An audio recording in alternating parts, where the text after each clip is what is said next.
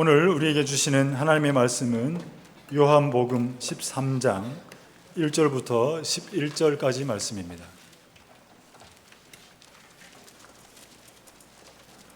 요한복음 13장 1절부터 11절까지 말씀, 제가 하나님의 말씀을 받들어 읽겠습니다. 유월절 전에 예수께서 자기가 세상을 떠나 아버지께로 돌아가실 때가 이른 줄 아시고 세상에 있는 자기 사람들을 사랑하시되 끝까지 사랑하시니라. 마귀가 벌써 시몬의 아들 가룟 유다의 마음에 예수를 팔려는 생각을 넣었더라. 저녁 먹는 중 예수는 아버지께서 모든 것을 자기 손에 맡기신 것과 또 자기가 하나님께로부터 오셨다가 하나님께로 돌아가실 것을 아시고 저녁 잡수시던 자리에서 일어나 겉옷을 벗고 수건을 가져다가 허리에 두르시고 이에 대야에 물을 떠서 제자들의 발을 씻기시고 그 두르신 수건으로 닦기를 시작하여 시몬 베드로에게 이르시니 베드로가 이르되 주여 주께서 내 발을 씻으시나이까? 예수께서 대답하여 이르시되 내가 하는 것을 내가 지금은 알지 못하나 이후에는 알리라. 베드로가 이르되 내 발을 절대로 씻지 못하시리이다. 예수께서 대답하시되 내가 너를 씻어주지 아니하면 내가 나와 상관이 없느니라. 시몬 베드로가 이르되 주여 내 발뿐 아니라 손과 머리도 씻어 주옵소서. 예수께서 이르시되 이미 목욕한 자는 발밖에 씻을 필요가 없느니라. 온 몸이 깨끗하니라. 너희가 깨끗하나 다는 아니니라 하시니 이는 자기를 팔 자가 누구인지 아심이라. 그러므로 다는 깨끗하지 아니하다 하시니라. 아멘. 하나님의 사랑, 오늘 설교와 꼭 맞는 우리 귀한 찬양을 준비해 주셔서 고맙습니다. 오늘은 베드로와 관련된 6번째 이야기를 하고자 합니다. 오늘 본문 요한복음 13장의 장면은 예수님께서 십자가를 지시기 전에 마지막 밤을 제자들과 함께 예루살렘의 한 다락방에서 보내시는 장면입니다. 제자들은 주님의 고난과 죽음에 대해서 이미 들었지만 이 밤이 지나서 그런 일들이 일어나게 될 것이라고 전혀 상상조차 하지 못하였습니다. 예루살렘에 입성할 때 많은 군중들의 환호와 영광을 열광하는 것을 이 제자들은 지켜보면서 최고의 기분이 되었습니다. 하지만 예수님은 제자들의 모습과는 다르게 자신의 마지막 날이 다가오고 있음을 분명히 아셨습니다. 이러한 마지막 밤을 보내는 이 모습을 요한복음 13장 1절에 제자 요한은 이렇게 기록을 합니다. 예수님께서 자기가 세상을 떠나 아버지께로 돌아가실 때가 이른 줄을 아시고 세상에 있는 자기 사람들을 사랑하시되 끝까지 사랑하시니라. 이렇게 사랑의 증언을 하고 있습니다. 예수님은 24시간도 남지 않은 시한부 생명을 가지신 분인데 이 마지막 시간을 자기를 위하여 사용하지 않고는 오히려 제자들을 사랑하시는데 그 시간을 보내고 있습니다. 흔히 요한복음의 저자 사도 요한을 사랑의 목격자라고 말을 합니다. 예수님과 가장 친밀하였던 제자로서 예수님의 사랑을 가장 자세하게 관찰을 하고는 복음서를 쓴 저자입니다. 이 마지막 밤은 빛과 어둠이 교차하는 밤이었습니다. 세상의 빛 대신 주님께서 제자들과 함께하는 이 밤을 사탄은 가룟 유다를 이용해서 어둠이 되게 하고 있습니다. 나중에 23장을 읽어보면 가룟 유다가 주님으로부터 떡 한 조각을 받고 주님을 떠나는데 그 시간이 밤이었다. 밤이라는 단어가 강조가 되고 있습니다. 또한 이 마지막 밤은 사랑과 정오가 교차하는 밤이었습니다. 마지막까지 사랑하시는 예수님의 사랑에 대하여 제자들은 그 사랑에 무지할 뿐만 아니라 서로 다투고 있고 또한 가룟 유다는 예수님에 대하여 미움과 정오심을 가지고 바라보고 있었습니다. 이 마지막 밤은 또한 겸손과 교만이 교차하는 밤이었습니다. 나귀를 타고 예루살렘에 입성하시는 예수님의 모습은 겸손과 온유의 모습이었습니다. 하지만 지금 만찬을 함께하고 있는 제자들은 서로 누가 크냐라고 주장을 하다가 결국은 다투는 그런 시간의 밤이었습니다. 같은 장소, 같은 상황 혹은 같은 시간에 살고 있지만 사람들의 모양은 각기 다릅니다. 어떤 사람들은 빛과 사랑 그리고 겸손으로 사는 사람이 있는가 하면 반대로 정오와 어둠 그리고 다툼으로 사는 인생이 우리의 인생입니다. 같은 상황 속에서도 인생의 다른 모양을 가지고 사는 것이 우리 인생들, 군상들이라 할 수 있습니다. 재미있는 것은 요한복음 13장에는 마태, 마가, 누가 공간복음이라고 일컬어지는 복음서와는 다르게 성만찬의 이야기가 전혀 나오지 않습니다. 대신 주님께서 제자들의 발을 씻기는 이야기가 이 요한복음에 등장하고 있습니다. 마지막 밤에 성만찬의 말씀과 전통이 오늘날에도 교회는 성스러운 예식으로 성만찬으로 우리가 지켜가고 있지만 제자들의 발을 씻기시는 주님의 모습과 그 교훈은 우리가 소홀히 여기는 경향이 있습니다. 너희도 서로 발을 씻어주는 것이 옳으니라 마땅하니라, 이 말씀에 담긴 교훈이 무엇인지를 한번 생각해 보기를 원합니다. 첫 번째는 주님은 사랑하는 삶을 우리에게 가르쳐주고 있습니다. 제자 요한은 유명한 사랑의 말씀을 우리에게 남겼습니다. 우리가 잘 아는 대로 요한복음 3장 16절에 하나님의 사랑에 대해서 증거하기를 하나님이 세상을 이처럼 사랑하사 독생자를 주셨으니 이는 저를 믿는 자마다 멸망치 않고 영생을 얻게 하려 하심이라. 하나님이 세상을 사랑하시되 아들 예수를 주시기까지 사랑한다, 이렇게 증언했습니다. 요한일서 3장 1절에도 증언하기를 보라 하나님이 우리에게 어떠한 사랑을 주셨는가, 하나님의 사랑에 대하여 그가 감격하여 증언했습니다. 드디어는 요한일서 4장 6절에 사도 요한이 말하기를 하나님은 사랑이시라, 하나님의 본질, 하나님의 본성 자체는 사랑이시다라고 그가 선포할 정도로 하나님의 사랑에 대해서 많이 이야기했습니다. 말씀이 육신이 되신 그 하나님의 성육신의 사랑, 그리고는 자신의 아들을 희생시키는 그 대속의 하나님의 사랑, 이 사랑을 이야기할 때 흔히 우리가 마치 먼 나라 이야기처럼 관념적으로 혹은 교리적으로 생각할지 모르겠지만 오늘 이 요한복음 13장에는 하나님이 구체적으로 인생을 어떻게 사랑하시는지, 마지막까지 어떻게 사랑하시는지를 보여주는 하나님의 사랑 이야기입니다. 예수님과 12 제자가 있는 이 예루살렘 다락방 현장을 한번 연상을 해봅니다. 예루살렘의 큰 집을 가지고 있는, 그리고 다락방을 가지고 있는 한 익명의 제자가 예수님과 12 제자를 위하여 유월절 만찬을 준비해 주었습니다. 보통 유대인의 관습대로라면 가정에 손님을 초청하고 식사를 대접하기 위해서는 반드시 손님이 올 때 그 종들을 동원해서 손님들의 발을 씻겨주는 것이 관습이었습니다. 그런데 주인은 잊어버렸는지는 모르겠지만 손님들의 발을 씻겨주는 일을 잊어버렸습니다. 빠뜨렸습니다. 식사를 하기 전에 이 사실을 제자들은 분명히 알고 있었지만 주인이 민망해할까 봐 아무 말도 하지 않은 채 서로 눈치만 보고 있었습니다. 또한 다락방의 분위기가 별로 좋지 못했습니다. 제자들이 서로 누가 크냐라는 주제를 가지고 서로 주장을 하다가 서로 다투다가 마음이 상하여서 분위기가 별로 좋지 못하였습니다.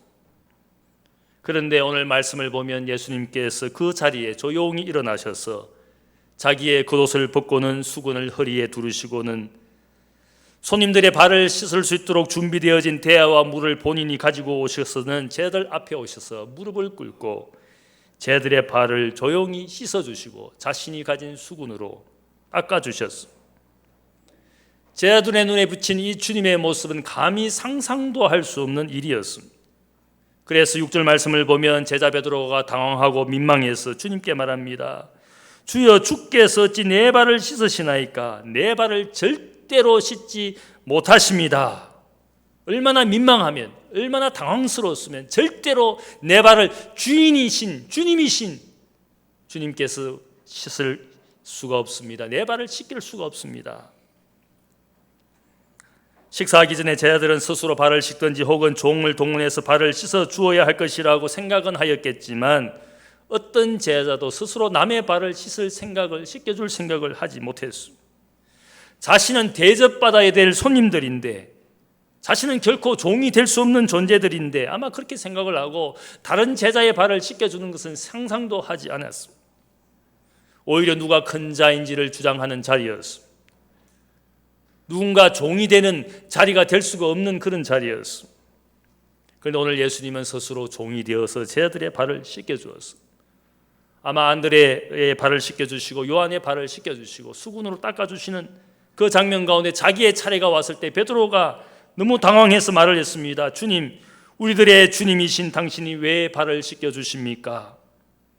이렇게 당황해서 주님께 이야기했습니다. 이 베드로의 말에 주님께서 직접적으로 대답하시는 장면이 13절 14절에 나옵니다. 너희가 나를 승생이라 또는 주라 하니 너희 말이 옳도다. 내가 그러하다. 그렇지만 내가 주와 승생이라도 너희 발을 씻어 주었으니 너희도 서로 발을 씻어 주는 것이 옳으니라. 주와 승생이 되시는 예수님이실지라도 종처럼 제자의 발을 씻겨 주었으니까 너희도 서로 발을 씻는 것이 너무나 당연하고 옳다. 이렇게 주님께서 말을 해 주었습니다.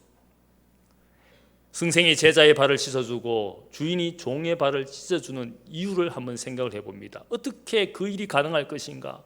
승생이 제자의 발을 씻겨주고 주인이 종의 발을 씻겨주는 이유가 있다면 제가 생각할 때 한 가지밖에 없습니다. 사랑하시기 때문에. 사랑하시기 때문에 지위와 신분을 떠나서 그 종을, 그 제자의 발을 씻겨줄 수가 있는 것입니다. 사랑하는 마음이 있으면 사랑의 행동을 하는 것이지 않겠습니까? 자신에게 남은 마지막 시간이지만 사랑하는 사람들이 있기 때문에 사랑하는 사람들을 사랑하시기 위하여 자기의 마지막 시간을 사용하고 있습니다. 요즘 제가 교회당 청소 봉사를 몇 번 광고를 하고 있습니다. 그랬더니 연세 많으신 분들이 토요일 오전에 오셔서 청소를 하는 모습을 보고 얼마나 감사한지 모르겠어요. 그래서 제가 우리 목사님하고 이야기하기를 이제는 남전도회가 안 되니까 요한성교회 어르신들이 나서는구나. 얼마나 감사한지 모르겠어요. 사실 주방 봉사나 차량 안내, 교회당 청소가 몸으로 봉사하는 일들이고 땀을 흘리는 일들이기 때문에 결코 쉬운 봉사가 아닙니다. 그래서 요즘 다른 교회를 가보면 아예 청소를 하고 식당 봉사를 사람에게 인건비를 주고 그렇게 요즘 사람들을 동원해서 하고 있어요. 어려운 봉사이기 때문에 교인들이 서로 하려고 하지 않습니다. 그러나 그런 어려운 봉사를 하는 이유가 있다면 제가 생각할 때 그분들은 교회와 성도를 사랑하기 때문에, 좋아하지 않고 미워하는 존재들이라면 결코 그런 봉사를 하지 않을 겁니다. 그분의 마음속에 교회와 주님을 사랑하기 때문에, 성도를 사랑하기 때문에 그 이유 하나만으로 그 어려운 봉사를 하고 있다고 저는 분명히 믿습니다. 예수님이 주와 승생이시지만 제자들의 발을 씻는 종이 되신 것은 사랑하시기 때문에 마지막까지 사랑하시는 모습을 종이 되어서 발을 씻겨주심으로 사랑하시는 모양을 우리에게 보여주고 있습니다. 이 땅에 오신 주님께서 하신 말씀 있지 않습니까? 인자가 온 것은 섬김을 받으려 함이 아니라 오히려 섬기려 하고 자기 목숨을 많은 사람의 대속물로 주기 위해서 내가 이 땅에 온 것이다. 사람들로부터 접대받고 환호받고 영광을 받기 위해서 내가 그런 대접받으려고 이 땅에 온 것이 아니라 오히려 섬기고 심지어는 자기의 목숨마저도 주실 수 있는 그런 주님으로 이 땅에 오신 것이라고 우리에게 말하고 있지 않습니까? 인생을 섬기고 죄인을 위해 죽으시는 이유는 단 한 가지밖에 없습니다. 사랑하시기 때문에. 빗자루를 들고 진공청소기를 돌리고 혹은 더위와 추위에도 불구하고 차량 안내를 하고 땀에 젖으면서 식당 봉사를 한 가지 이유는 사랑하시기 때문에. 젊은 철학자이면서 옥스포드 대학의 교수였던 H.A. 핫지는 그는 철학을 전공하였기 때문에 이성의 발달로, 어쩌면 이성 때문에 하나님의 존재를 믿기가 어려웠습니다. 하나님의 존재를 믿고 싶지만 자신의 이성 때문에 고뇌하고 살았습니다. 그러다가 한 미술품 가게에 전시된 그림을 우연히 보게 되었습니다. 그 그림 속에는 제자들의 발을 씻기시는 예수님의 모습이 그려져 있었습니다. 젊은 철학자 핫지는 영혼의 떨림 가운데 그 그림을 보면서 외쳤습니다. 만일 하나님이 저런 가장 미천한 일을 하시는 하나님이라면 그 하나님은 나의 하나님이 될 것입니다. 수군을 두르시고 제자들의 발을 씻기시는 그 하나님의 존재를 보고 우리 기독교의 하나님은 저런 하나님이구나. 칼을 들고 세상을 정복하는 마호메트의 모습이 아니라 혹은 보리수 밑에서 각성하여 우리에게 슬퍼하는 부처의 모습이 아니라 기독교가 믿는 하나님은 인생을 섬기기 위하여 수군을 들으시고 자신의 소로 종이 되셔서 제자의 발을 씻기시는 그 하나님을 믿는 것이 기독교예요. 군림하시고 지배하시는 예수님이 아니라 마지막까지 종의 모습으로도 섬기시는 우리 주님을 우리의 하나님으로 우리가 고백하고 있는 것이. 사도 바울은 초대교회에 알려진 유명한 찬양시를 인용해서 빌립보 교인들에게 이렇게 말을 합니다. 너희 안에 이 마음을 품으라. 곧 그리스도 예수의 마음이니 그는 근본 하나님의 본체시나 하나님과 동등됨을 취할 것으로 여기지 아니하시고 오히려 자기를 비워 종의 형체를 가지사 사람들과 같이 되셨고 사람의 모양으로 나타나사 자기를 낮추시고 죽기까지 복종하셨으니 곧 십자가에 죽으심이라. 모든 그리스도인들이 품어야 될 주님의 마음이 있는데 그 마음은 그분은 하나님의 본질이시고 본체이시지만 그 모든 영광을 포기하시고 사람들의 모양 심지어는 종의 모양으로 사람을 섬기시고 섬기시되 어디까지 섬기셨느냐? 죽기까지 낮추시고 죽기까지 복종하셔서 우리를 사랑하신 것이다. 그 하나님을 우리의 하나님으로 우리의 주님으로 믿는 것이 기독교인이고 기독교인은 그 마음을 가지고 살아야 된다. 그렇게 우리에게 이야기해 주었어. 고난과 죽음의 십자가를 지시는 것도 허리에 수군을 두르시는 것도 사랑하시기 때문에 하신 일이라 할 수 있습니다. 교회당에서 땀 흘리며 봉사하는 분들의 고백을 들어보면 그런 고백을 합니다. 목사님, 제가 땀 흘리면서 이렇게 봉사를 해보니까 물걸레질을 하고 진공청소기를 돌리다 보니까 진짜 교회 사랑하는 마음이 더 생깁니다. 땀 흘리며 해보니까 이게 주님을 사랑하는 것이고 교회를 사랑하는 것인 줄 이제야 비로소 깨달았습니다. 사랑하는 모양을 통해서 땀 흘리는 봉사를 통해서 주님을 더 사랑하게 되는 것이고 사랑하기 때문에 그 일을 할 수 있다는 것을 느끼는 것입니다. 사랑하면 자신에게 힘과 지위가 있어도 사용하지 않습니다. 사랑하게 되면 핑계와 이유를 만들지 않습니다. 내게 왜 봉사하는 마음이 없을까요? 수많은 이유와 핑계가 만들어지는 것이 분명합니다. 그러나 사랑하면 그 핑계도 이유도 만들어지지 않습니다. 사랑하게 되면 내가 가진 힘도 지위도 사용하지 않게 되어 있고 사랑하게 되면 종이 되어서라도 섬기는 것입니다. 내게 왜 봉사하는 마음이 없습니까? 한마디로 말하면 사랑하는 마음이 없기 때문에 내 속에 사랑이 거하지 않기 때문에 내가 봉사할 마음이 생기지 않는 것입니다. 우리는 성금요일에 일어난 십자가의 의미는 성목요일에 보여주신 수군의 의미와 결코 분리할 수가 없습니다. 제자 베드로는 주님께서 자신의 발을 씻기신 이 놀라운 순간을 일평생 잊지 못했습니다. 그래서 영적으로 교만에 빠진 교인들에게 그가 권면한 말씀이 있습니다. 베드로전서 5장 5절을 보면 그가 영적으로 교만한 교인들에게 한 말이 있습니다. 너희는 겸손으로 서로 허리를 동이라. 하나님은 겸손한 자에게 은혜를 베푸시는 하나님이시니라. 겸손으로 허리를 동이라. 이 말씀은 수군으로 허리를 동이시고 자신의 손으로 제자의 발을 씻기신 주님의 모습, 겸손과 온유와 사랑의 모습을 가지신 주님을 생각하며 겸손으로 너희 허리를 동이라. 주님이 그렇게 사신 것이다. 주님의 모습을 그의 일평생 잊을 수가 없었어. 두 번째로 이 만찬의 이야기 가운데 우리에게 주시는 교훈은 우리는 도움받는 인생인 것을 가르치고 있습니다. 예수님께서 자신의 발을 씻어주시는 것을 베드로가 당황해서 거부했습니다. 그때 주님이 베드로에게 하신 말씀은 내가 너를 씻어주지 아니하면 너는 나와 상관이 없는 인생이다. 이 말씀은 주님의 씻어주심이 우리의 인생과 깊은 의미가 있음을 이야기합니다. 인생을 죄로부터 구원하시기 위하여 예수님은 사람들을 섬기셨습니다. 단순히 우리에게 종의 모습을 가르쳐 주시기 위해서 우리를 섬기신 것이 아니라 왜 섬기셨느냐? 우리를 죄로부터 구원해 주시기 위하여 우리를 도와주시고 섬기신 것이지 아무 이유와 목적 없이 우리를 단순히 섬기신 것이 아니라는 것. 우리가 구원받는 천국 백성이 되도록.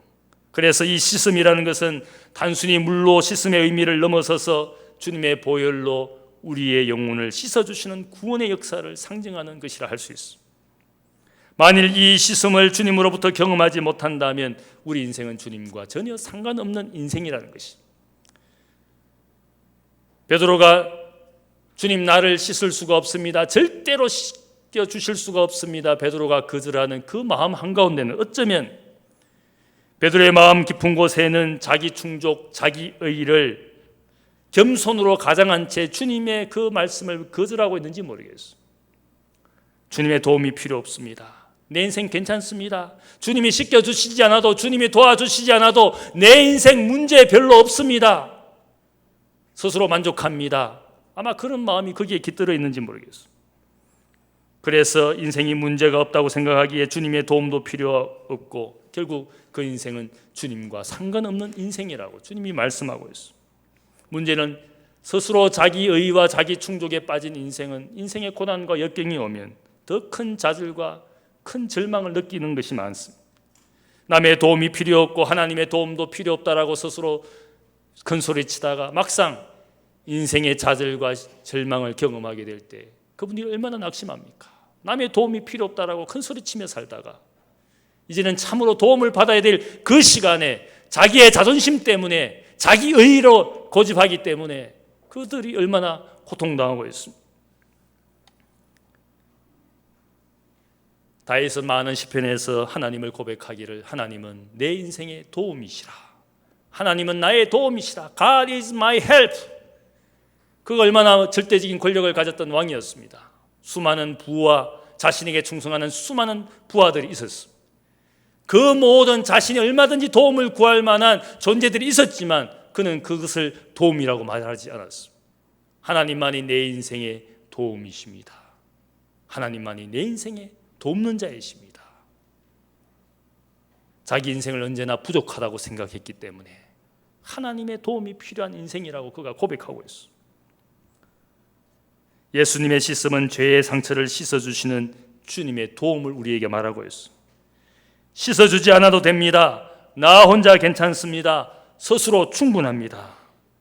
그렇게 말하는 인생이 있을지는 모르겠지만 과연 그런 인생이 있습니까? 도움받지 않고 절대적으로 나 혼자 넉넉하게 세상을 이기면서 언제나 행복하게 살 수 있는 존재가 있습니까? 제가 볼 때는 모든 인생이 다 부족합니다.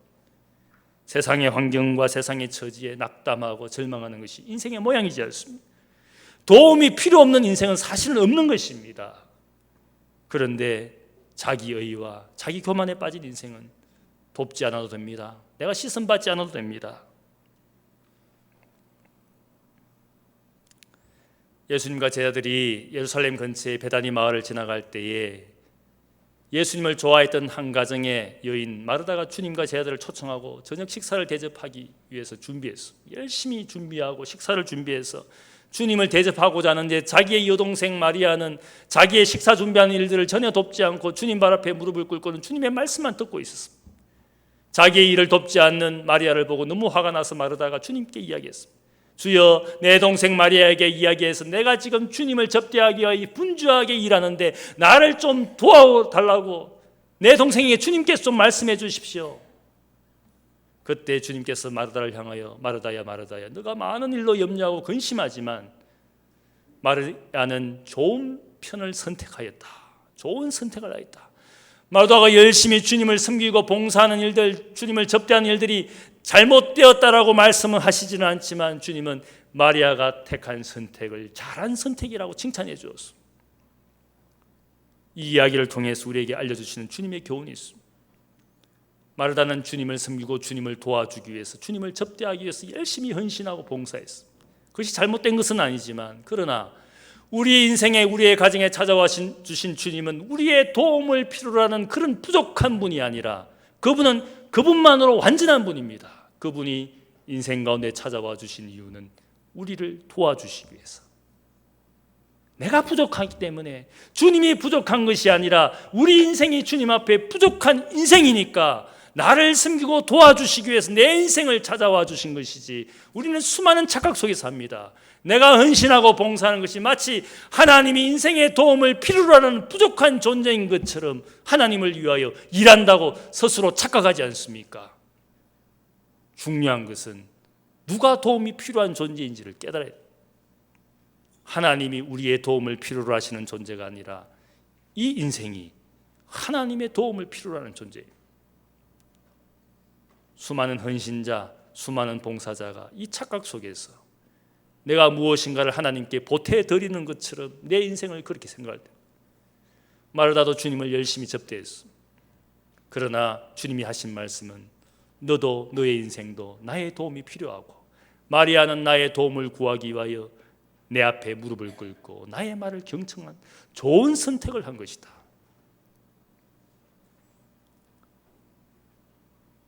우리가 주님의 도움이 필요한 존재입니다. 그분이 우리를 도와주시고 섬겨주시기 위해서 이 땅에 오신 것인데 그 도움을 거절하는 인생들이 얼마나 많습니까?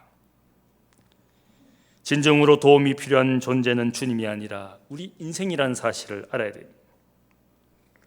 이러한 영적 의미를 알지 못한 채 베드로는 말하기를 그렇다면 주여 내 발뿐만 아니라 손과 머리도 씻어 주옵소서 이렇게 주님께 요청했습니다.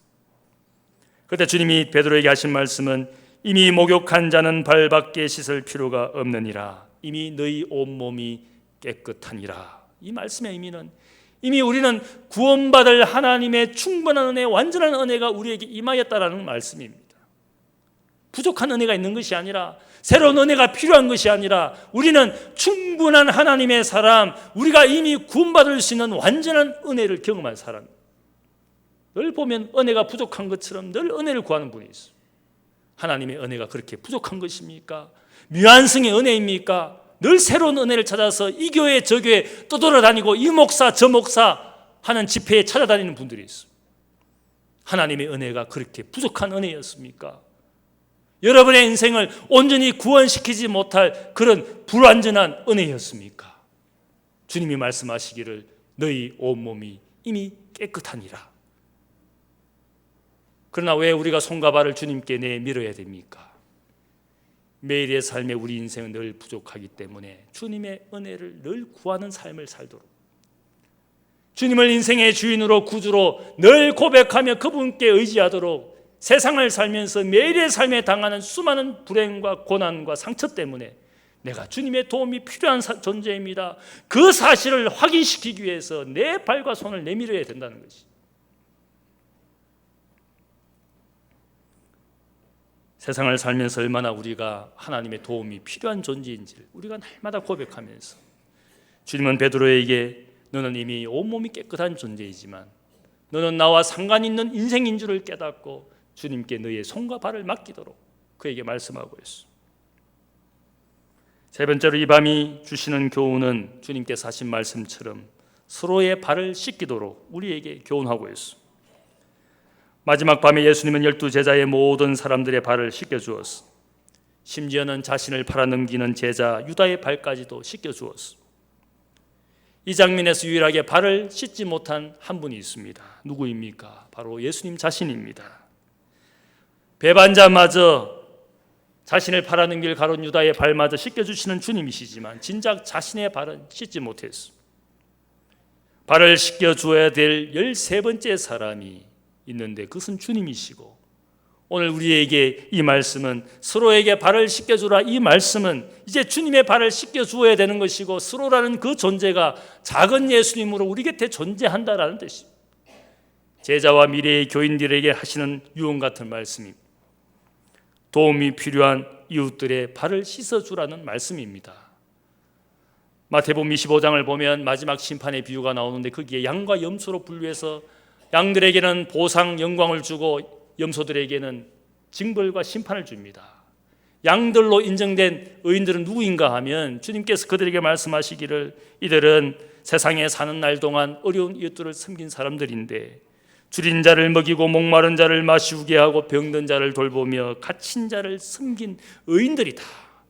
하나님이 장세로부터 준비한 의인의 복을 그들에게 주었어. 주님께서 그들에게 하신 말씀은 내 형제 중에 지극히 작은 자 하나에게 한 것이 곧 나에게 한 것이라. 그 말씀은 뭡니까? 우리 주위에 가난한 이웃들이 다 주님의 존재라는 겁니다. 예수님이 그들 가운데 있다는 말씀입니다. 내가 발을 씻기고 섬겨야 될 존재가 가난한 이웃들인데 그들은 곧 예수님과 같은 존재라는 사실을 주님께서 말씀하고 있습니다. 그 불행한 이웃들을 섬기는 것이 주님을 섬기는 것과 같은 것이기에 장세로부터 준비한 복을 받으라고, 주님을 섬긴 그 복을 받으라고 주님께서 그들에게 말씀해 주고 있어. 마더 테레사는 1989년에 미국의 피닉스시를 방문했어. 그때 지역 방송국 아나운서가 마더 테레사에게 말하기를, 내가 당신을 위해서 할 수 있는 일이 뭡니까? 당신이 하는 일들을 돕고 싶으니까 펀드레이징 하는 것을 제가 조금 잘 홍보를 해 줄 수가 있습니다. 무엇 필요한 것이 없습니까? 이렇게 테레사 수녀에게 말을 했습니다. 이 아나운서에게 테레사 수녀가 말하기를, 예, 한 가지 도움을 구할 일이 있습니다. 이 도시에서 아무에게도 사랑을 받지 못하는 사람들을 꼭 찾아주십시오. 우리가 그들을 사랑하고 싶습니다. 돈을 구하지 않았습니다. 자신의 일을 홍보하지 않았습니다. 아나운서에게 부탁한 것은 내가 사랑해야 될 이웃만을 찾아주십시오. 그녀의 눈에는 누군가의 도움을 필요로 하는 이웃들을 찾아서 내가 사랑하고 싶습니다. 그것이 그녀의 소망이었고 열망이었습니다. 세상에서 큰 자가 되려는 욕심을 가진 사람들은 아마 사람들의 눈에서, 사람들의 모습에서 저가 나보다 나은 존재인지 훌륭한 존재인지 아마 그것 따지는 그런 눈으로 바라보게 될 겁니다. 그러나 우리 주님은 큰 자가 되기 위해서는 섬기는 자가 되라고 말씀하신 것은, 섬기려는 사람의 마음 속에는 형제의 나보다 훌륭하고 무엇이 갖추었고 그것을 보는 것이 아니라 그 형제가 나로부터 무슨 도움을 받아야 될 존재인지 그 형제가 필요한 필요를 찾게 되는 것이 섬기는 자의 마음이고 눈입니다.